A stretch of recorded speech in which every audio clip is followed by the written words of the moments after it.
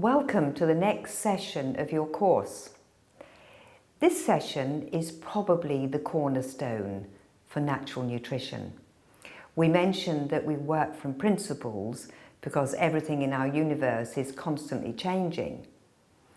And so with hydration and dehydration alert, we're going to be looking to see how we record the messages of the universe within our body and within our cells. Many experiments have been looked at and to see how this actually happens. And we should remember that the human body has the same representation of solid to water as planet Earth does of oceans to land. And we're going to see in this session how if the fluid component of our body, the water, becomes contracted, how the ability to hold the very positive and energies of our universe become very garbled and very contracted. And what we want for human potential is the fullest possible expansion to incorporate and embrace everything that's around us. We often refer to water as the liquid crystal from above to below. So it holds that message from the universe, the outer, the macrocosm, into within the cell, our microcosm. But what we have to understand also is that our body never works against us. So in this session, we're going to be looking at a protective process that the body takes on as soon as it feels dehydrated. So this session is all about how our body registers and expresses stress. Remembering that we said the only thing that stops us doing anything is fear. And the principle is that any kind of stress is registered on the water component of our body, and it registers as dehydration. And as soon as the body feels dehydrated, it's expressed as stress. The Chinese, with all their wisdom, know that fear and stress are held on water. That's the water element, and that looks after the brain and the central nervous system. They also know that if the resonance of a stress, whether it's a job you don't like or whether it's an unresolved emotion, this will be registered on the water. And if that emotional stress or any kind of stress is there for 2 years, then there is always a manifestation within the water component as dehydration. So that stress will, after 2 years, create a contraction of our ability to be in tune with our universe. There have been several ways, particularly of late, where people have produced experiments just showing water's ability to hold messages. And one of the most colourful, perhaps, is the rice experiment, because you'll see as we move through the course that short grain brown rice is actually the food of the colon, which is the organ that holds the message whether we're dehydrated or not. And this scientist decided that he would cook short grain brown rice, and he divided it into 3 glass jars. The first one he left aside, and that was the control. The second one, he hurled abuse and negative thoughts towards it whenever he could. The third one, he loved and nurtured and gave extremely positive thoughts to all the while. And this went on over a period of 10 days. And when he then looked at the short grain brown rice in the jars, the control was fermented. And it was so fermented that you really wouldn't want to eat it. The abused one was dry, dark and hard, and absolutely no way would be edible. The one that had been nurtured, it had fermented, but it was still sweet enough to eat. And so it's just showing that holding of water within the rice grain was receiving the messages, the energetic messages that were being sent to these jars and manifested in that way. You probably also know about the different experiments where they've played very different music to containers of water, and then they have actually evaporated it down to crystalline form and noticed that for the different vibrations of music it manifested very, very different crystalline structures. And so it's not difficult for us now to understand that the hydration in our body is so important. And so just to repeat that principle, that stress of any kind, which very frequently is expressed as fear, but stress of any kind in our environment, in our life, will be registered on the water component of our body as dehydration. And that registering of dehydration and contraction will register as stress and fear. The brain should have a higher percentage of water than the rest of the body, and it always used to be expressed as 80% and the rest of the body 70%. So it's easy to see that the brain would be the first place to register the effect of dehydration. And so now people are saying it's actually lower than that, but what we do know also is that in some very deep situations of depression, they have found that the brain can be as much as 40% dehydrated, 40% less contracted. So that brain central nervous system, that water component, is going to be receiving a very limited amount of the life. It's going to express it in a cut-off form. Firstly, we need to look to see how a hydrated body is actually operating. And so I suggest that you have your diagram for this session in front of you, which is showing you the two different ways that the cell is operating. And so what we're going to go through now is how this takes place if a person is fully hydrated. During the daytime, we have the sun dominant over the moon. And what we're going to be talking about is the movement of our four electrolytes, our sodium and our potassium, our calcium and our magnesium. And these electrolytes actually charge the body.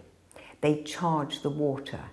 And depending on the charge they're holding, they can move water around to different places in our body. And remembering, if it's fully hydrated, that water that it's moving around has the potential for full messages. So in the daytime, sun is dominant, we're in an active mode, moving around, doing our daily work, and it's light. Sodium and calcium always partner together, and their natural position is outside the cell. But in the daytime, during our active phase, they move inside the cell. Clearly not all the sodium and calcium in our body, but quite a percentage will take itself across the cell membrane inside the cell. The sodium, as it moves in, will displace potassium. The calcium, as it moves in, will displace magnesium. So what we see is that kind of movement. So our sodium and calcium, always travelling together, move into the cell, and that pushes out the potassium and the magnesium. Then we change our activity. We're lying down, the moon is dominant over the sun, it's dark. Depending on the time of year, different periods of darkness. Then this whole process gets reversed. The moon, of course, has a great affinity for sodium, as you've seen with the waves and the tides. And so at night, the sodium and the calcium is drawn back out over the cell membrane, and at the same time, because they work in opposition, magnesium and potassium will move back in. So you have pushing out, coming back in. And when this takes place completely, you have the perfect exchange of the electrolytes. You have the daytime, you have the night. And the sodium and potassium going inside the cell is part of the feeling tired. So you need to go back to sleep, to rest, to lie prone, for that to return. But that's absolutely perfect because it enables so many other things to take place. And of course, in that perfect scenario, that person would be in full hydration. That movement of those 4 electrolytes would represent full hydration and a perfect polarity for them. The right electrical charge, the right polarity. Because in this pushing out to return back to normal, you have 2 potassiums coming in to push out 3 sodiums. So it's making absolutely sure that those sodiums that are positive and the potassiums that are positive, that you have more positive going out than is coming back in. And of course, that's in order to maintain a perfect charge inside and outside, because if you have only 2 positive coming in, inside will stay negative, and 3 going out means that outside will maintain a positive charge. This is perfect because if this cell membrane potential is like that, that's a true expression of really being able to live your life to the full. That's your vibrancy. That's very much your life potential, that cell membrane potential. All the correct charge. And what we'll study as we move through the course is really, okay, we're saying water holds the message. What message? We're talking about the macrocosm being expressed in the microcosm. So we've got the water outside and we've got the water inside. And if these electrolytes move properly, that's full hydration. Well, the macrocosm is brought into our body via light, the light from the universe in the form of photon energy. And if this cell membrane maintains its correct charge of outside a strong positive charge and inside a strong negative charge, the outer part of the cell membrane can hold or attract large numbers of electron clouds, because electrons carry a very negative charge. So if outside the cell is positive, these electrons, this negative charge, will congregate in great clusters around the cell membrane. And these electron clouds accept the photons of light. They hold light. So here is the macrocosm being accepted and held outside each of your cell membranes in your body.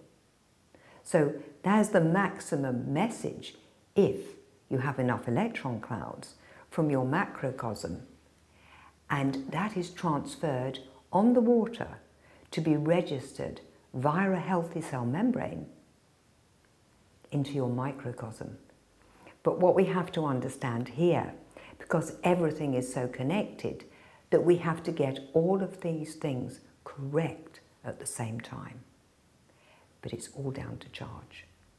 And the hydration or dehydration is an expression of our charge, our cell membrane potential, and our ability to hold these electron clouds that accept the light coming from our universe. So have a look at your diagram and see where you get this perfect movement in and out. Nothing is left inside. So that the sodium and calcium, whose rightful position is outside the cell, returns to outside the cell, and the potassium and magnesium comes back in where it belongs. A perfect 24-hour cycle. So our hydrated body is able to dance to the first universal rhythm, the day-night rhythm.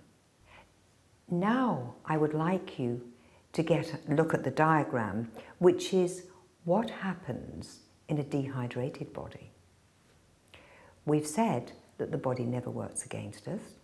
It always, always does the very best it can for us at any given point in time. And what we'll see as we advance through the course is that the body will protect us when we're dehydrated, but if we don't do something about switching off the dehydration, we become arrested at that point in time. And so this is part of that dis-ease process where we're held, if you like, in time as a defense.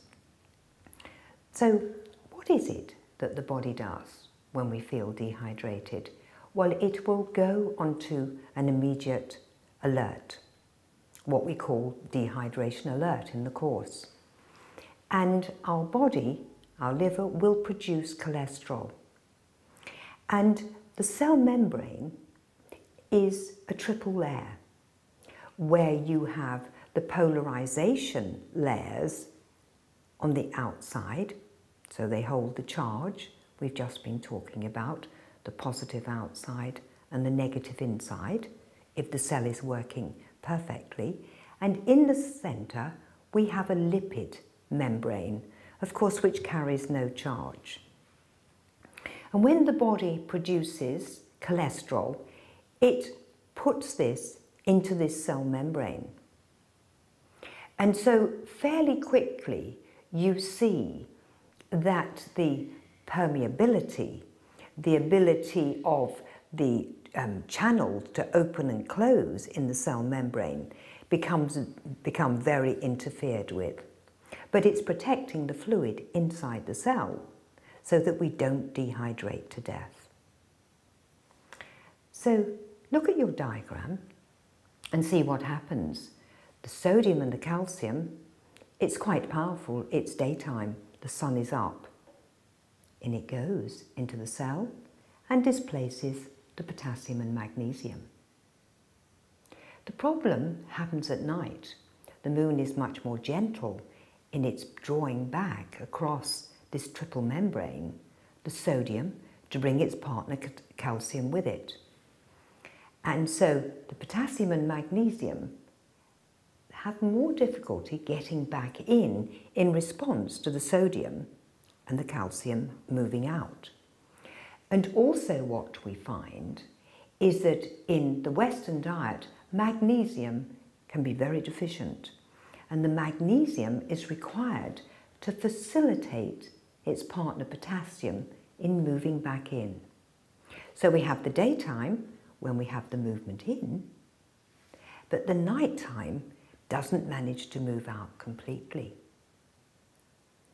And so you can fairly quickly see what happens, that you've got more sodium inside there with its positive charge than you should have. And so the conditions inside the cell start to change. And it's the charge inside the cell, in your microcosm, that is changing. So our stresses are being manifested inside the cell in your microcosm.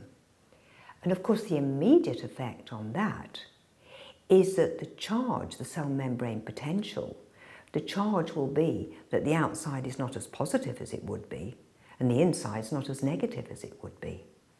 So you immediately lose the ability to hold those electron clouds. So immediately you've lost that ability to hold all of these messages coming via light from the macrocosm, from your universe. And so you can see that this first manifestation of the dis-ease process is a dis-ease because you're not in tune. You're not receiving what is rightfully yours. You're not responding in the way that you would to this amazing day-night exchange. And so I find if I'm speaking to somebody for example, manifesting ME, and I'll say to them, you know, what do you feel like after a nighttime sleep? And they'll often say, I actually feel worse than before I went to bed. So that build up, if you like, of charge of the day needs to be dispersed, needs to be lost from inside the cell for that person to not have any manifestation of dis-ease. So let's have a look at examples of how this would be manifested. You know, we have this incomplete rhythm. We're on dehydration alert. We've looked at the mechanism and we can see how it manifests itself. Just imagine if you, for example, take a homeopathic remedy, it can only fulfill itself to the potential of your levels of hydration. So anything that you manifest can only be to the potential of your hydration levels. And so this is why it's the #1 principle in natural nutrition, because working as facilitators should be just to help that person open that up again. Because you can see that once that's opened up and you've gone through programs to facilitate these electron clouds being in position, that person has all their own answers. The universal wisdom, the universal information will be held there outside every single cell. But when dehydration is present, there are closures. So inside the cell, we've already said that the charge changes, which means that the pH will be wrong. And if the pH in the cell is wrong, the pH in the whole body will be wrong. And you'll remember in my introduction, we talked about the test tube and how if we're going to conduct an experiment, we need to say, well, okay, what's the pH in the test tube? What's the hydration like? What's the temperature like? And what's the light availability like? And so you can now transfer those conditions to looking at somebody who's on dehydration alert. The pH will have changed. The statement and the manifestation of hydration has changed. The light availability has changed because we have this interference with the electron clouds being held on the cell membrane. And also, because it's closing down, the cell will start to change temperature. And later in the course, we'll see how the more dehydration is represented, the colder the person becomes. And so we start to see that that person can no longer produce acute episodes. You know, the person who is ill with ME is no longer going to be able to have that beautiful flamboyant flu or that cold manifestation where the body has the energy to warm itself up. So on dehydration alert, we start to see stagnation and we start to see all of the illnesses that are connected with stagnation. And if this becomes extreme, where the dehydration and the contraction in the cells is great, you can see how it affects brain function, because we've said water is brain and central nervous system. So you can quickly see how it's incredible dehydration that is required for somebody to manifest, say, schizoid episodes, hyperactivity, bipolar, strange behavior. This person is becoming more and more closed off from the universe. The person who is fully functioning out there, happily performing within their place on the earth, they're the people in full touch with their universal potential. The person who is living out what seems to us a bizarre and mad existence, like the person with extreme mental illness, is the person who has their entire being and life going on within, cut off from the outer influences. And you can see that they're locked into themselves. They bear no reference and behave without reference to what is going on outside. And interestingly, I think the way our society is going, you can see that as a group manifestation, no respect, no reference to what's going on out there as being part of a group, a larger group. There is this inner cut-off, dehydrated manifestation. And if we want to look at certain illnesses, we've said there's this lack of acute, we're therefore going to be saying that the more extreme the dehydration, the deeper and more serious will be the disease. And so we can see that something like cancer is going to have a very, very, very dehydrated picture, and therefore a very fearful picture. I sometimes am amazed when, because it's society to blame, they say, oh, they've got cancer, and they're so fearful. And nobody is actually acknowledging that because they're so dry, there's a very, very strong fear-driven message coming from within their body. And what we find in these so-called incurable diseases is that we've got a catch-22, where the stress and fear drives the dehydration, and the dehydration drives the fear and stress. And so this is what we're going to look at a lot on the course, where there's no point in coming in with an intellectual rationale about why this person is ill, and because they're so ill, they need to take masses of things. What we need to do, firstly, is to reassure the body that it's not dehydrated. Because what we have to do is encourage this day-night cleanse. So if we throw in a whole load of things, the body's going to receive more messages, more stress.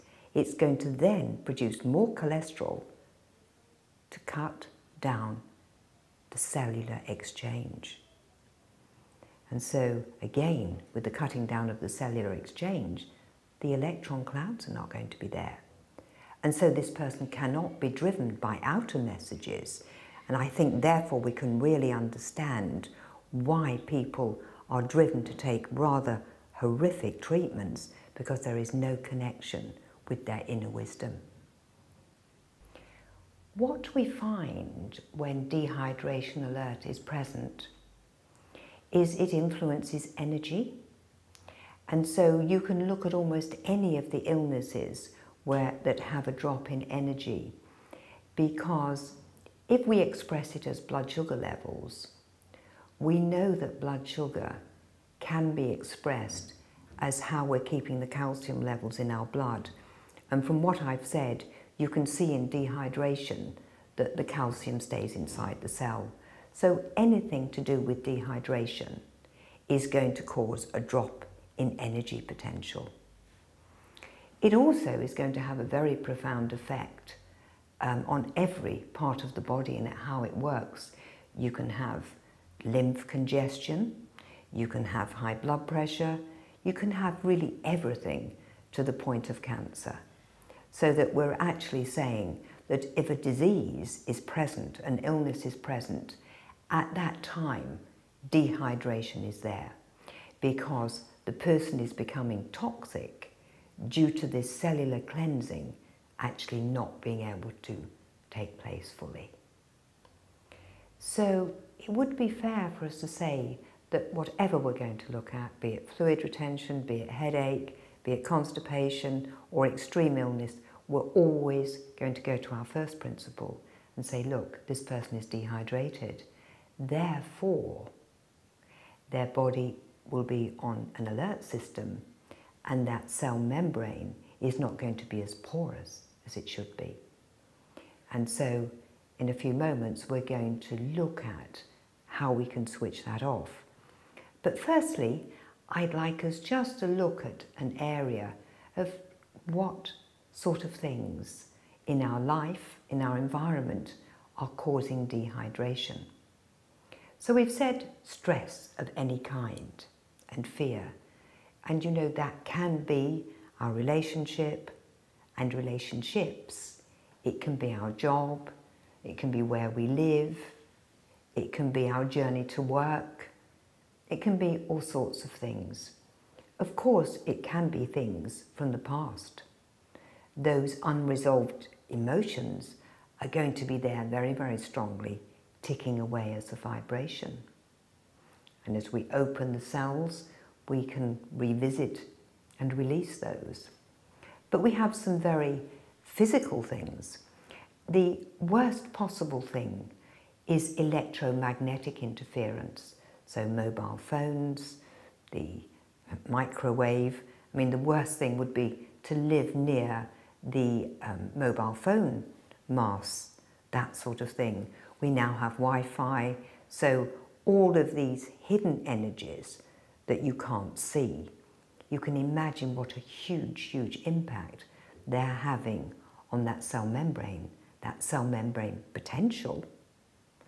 And within that cell membrane potential, our ability to really know who we are. Because the biggest stress of all is not knowing who we are and not manifesting it. So we have the electromagnetic. It could be telephones, as we say, mobile or the digital phone. It can be computers. I mean, it could also be, shall we say, electric blankets. Or it could be people having a lot of electrical equipment, particularly in their bedroom, would be really, really bad. You know, the electric alarm clock, the television, all of those sort of things. And then you can just say, how much travelling are you doing? Flying has got to be the worst possible thing, particularly sitting in airports with all of that communication that's going on.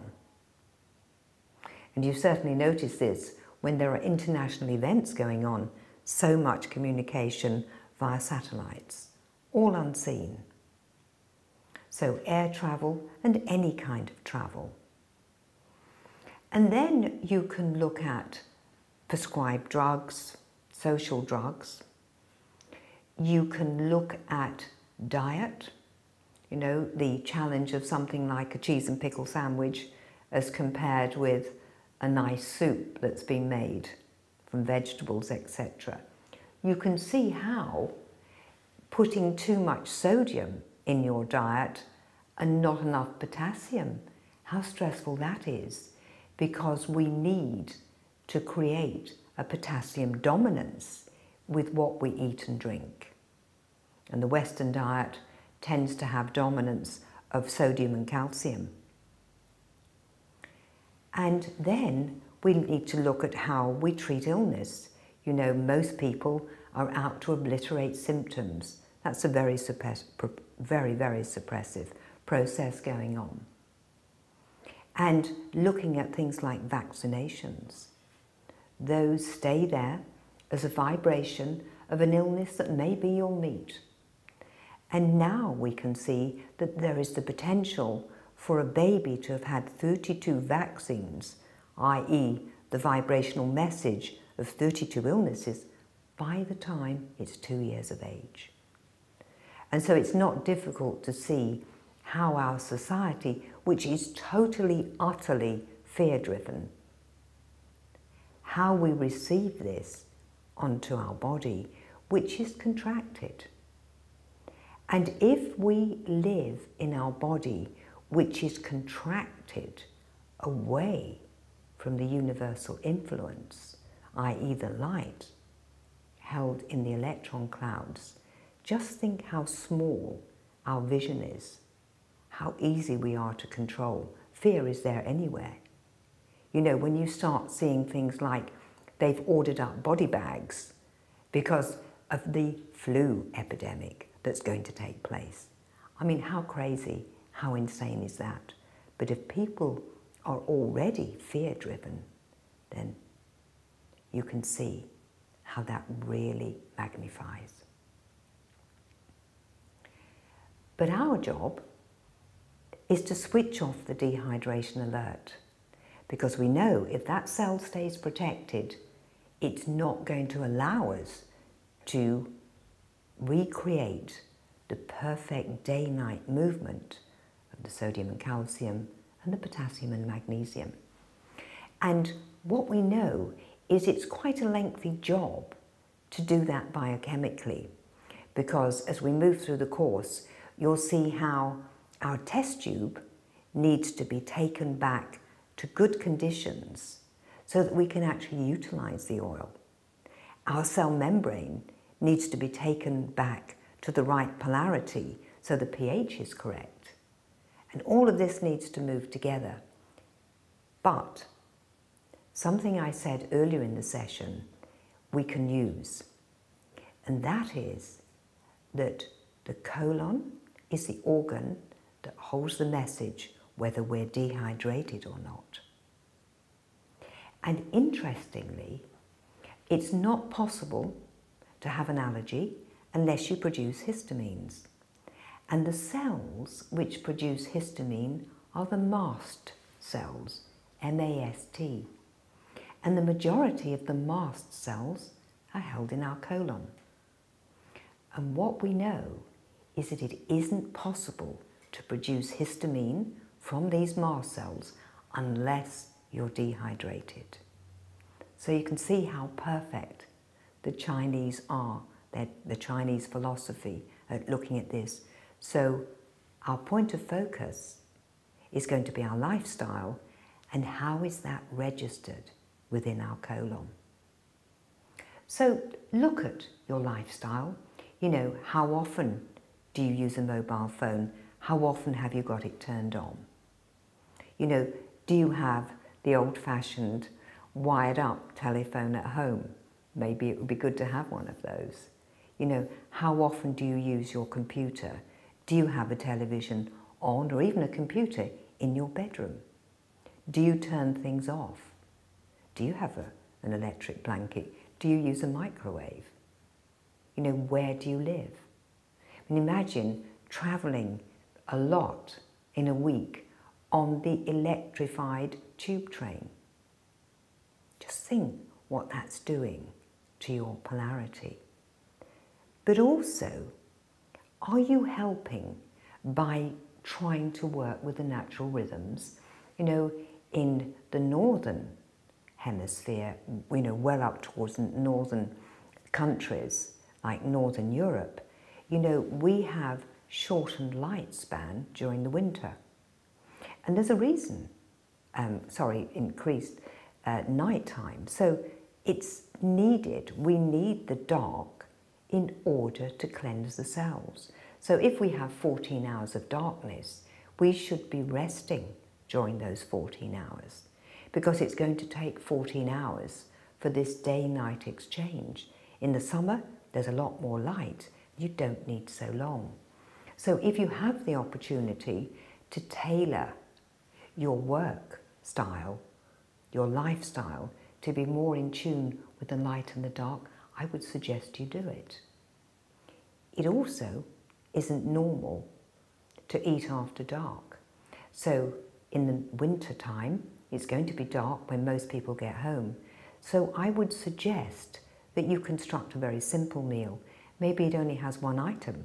It's a soup made from one vegetable, or maybe two, so that you're not putting stress in to interfere with the more reflective time of winter. In the summer, you can do the opposite. But also, you need to look, as we will do in the passing of the course, when the different organs are active. And breakfast time is closest to stomach time.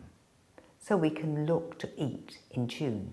You know, how crazy is it in England to be having mango sorbet at Christmas in a centrally heated flat? How crazy is that? Mangoes from abroad, frozen, centrally heated flat, you know, during the middle of winter. So stop and think about energy. You know, we've been bombarded by materialism, everything being manifested in that solid state. So look at all of those things, see how many you can change. You know, is it wise to do international travel if I don't need to in the middle of winter? Remember that if you go to a different climate, is it wise to engage completely in that change of climate? And what is it like when you come back? So if you're moving into somebody's summer and you come back to winter, your body's going to feel very, very stressed. And then let's have a look at what we can do for the colon. So we're going to see during the course how we can eat things that are not so stressful, because the only way that we can become well again is to give the body spare energy, spare potential. And to do that, we need to remove stress. So we want to eat foods that are going to be expressed there in our colon so that it's very, very reassured. We need that space. We've really got to switch off the dehydration alert. Otherwise, we have no way of naturally encouraging that cellular exchange. Anything else will be just forcing the issue and creating more stress. And we'll also be looking in great detail at my favourite part of the course, really the techniques, because the techniques are a way of giving back some of the energy to areas that are very, very deprived. You'll be able to think endlessly of things that are causing stress in your life. You know, for some people, they may have the addition of geopathic stress. Think of pollution, all of these things. And so I don't want to go now into too much detail of how we mechanically can switch off the dehydration alert, but really just to be saying that we're going to be looking for foods that are going to correct the pH, that are not going to challenge our blood sugar. So if we're looking at things like grains, we're not going to be looking at grains that will over-challenge insulin production and losing fluid. And, you know, very simple things we may use, like linseed tea, we may use psyllium husks, so that we can reassure it in every possible way. And, you know, only then do we have that kind of access to see what goes on. And once we've switched off the dehydration alert mechanically, it actually helps the person to get more in touch with themselves, because to switch off the dehydration alert, it's the water element that you're contacting. You know, it may be stopping drinking tea and coffee and drinking a lot more water.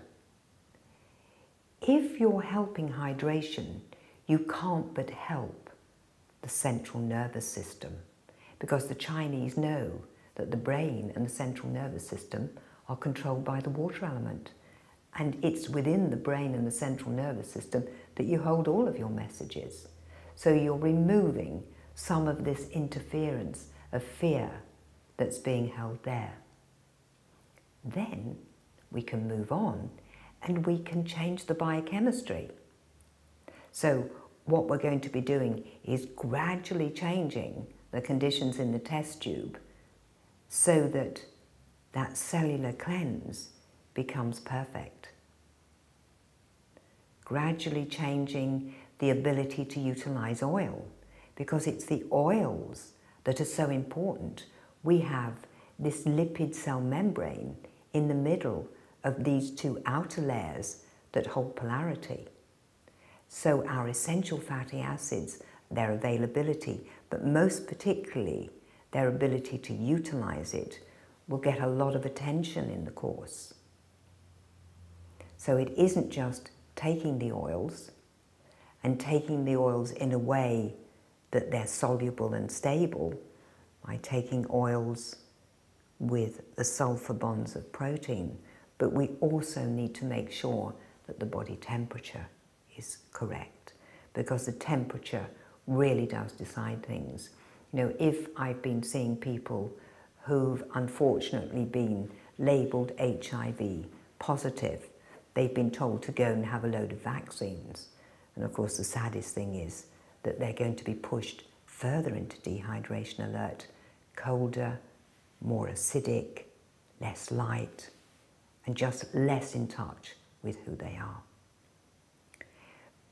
And so just to conclude this session, we're actually saying that our water holds the message, but it's also the water component that will hold a charge. And our polarity is basically who we are. It's how we manifest who we are. And if we work to change our polarity, we mustn't be surprised when we invite in a whole different life. We will attract different people or repel different people, but we will create a whole new reality.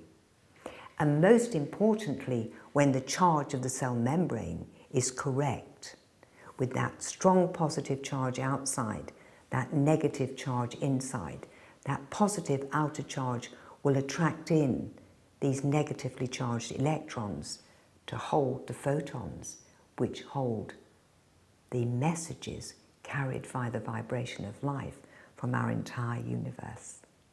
Thank you.